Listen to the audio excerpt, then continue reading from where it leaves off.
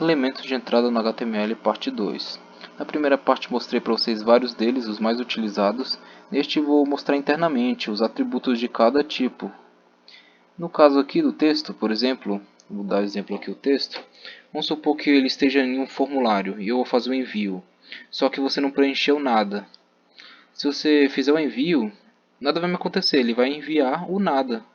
Mas se eu quero que isso aqui seja requerido, né, seja obrigatório, então eu dou o comando required, que vai tornar ele requerido, obrigatório. Se eu clicar em enviar, ele vai aparecer uma mensagem informando esse campo obrigatório, deve ser preenchido, alguma coisa do tipo, dependendo do navegador.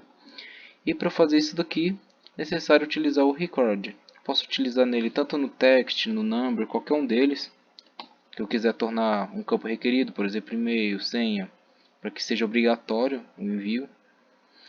E também existe outro atributo chamado placeholder. O placeholder ele serve para ajudar o usuário a identificar o que ele vai fazer naquele campo. Vamos supor, esse campo aqui de nome.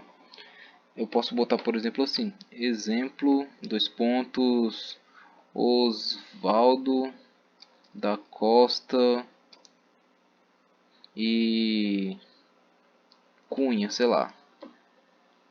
Aí, ó, ele aparece aqui um texto um pouco mais transparente, né? Aqui então uma coloração preta um pouco mais escura, que está mais transparente, informando o usuário o que ele vai fazer aqui. Ó, no number, por exemplo, eu posso botar um placeholder. Aqui só entra números. Aqui eu vou informar o usuário. Por que não está entrando letra aqui? Claro, porque ele não entra letra, ele é um tipo number, né? Mas ele não vai saber. Então, se eu entrar com números, somente ele vai funcionar. E quando não tiver nada preenchido, ele vai me mostrar aqui ao usuário. Aqui só entra números. E beleza. Existe outro também atributo chamado max length, que é o tamanho máximo. Ou seja, vamos supor que o nome ele só aceita até 20 caracteres. Se eu botar um nome aqui, por exemplo, Osvaldo Silva e Souza, ao tentar entrar com a letra A, ele não vai me permitir, porque o tamanho máximo de caracteres é 20, já contando também esses espaços em branco. E isso aqui é mais útil, por exemplo, em senhas, né? Se eu quiser que o usuário não preencha uma senha enorme,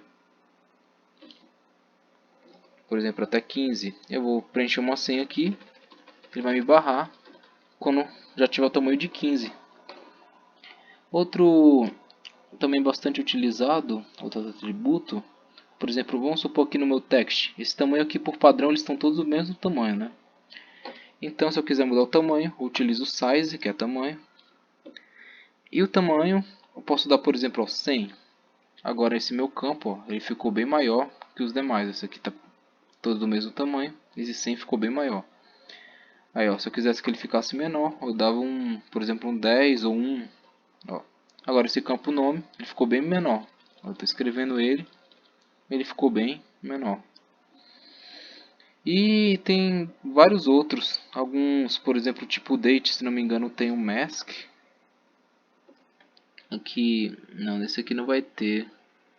Tem o tamanho mínimo também, né? Eu defino que o tamanho mínimo dos caracteres tem que ser esse. E esses aqui são os principais. São os atributos principais dos meus elementos de entradas no HTML.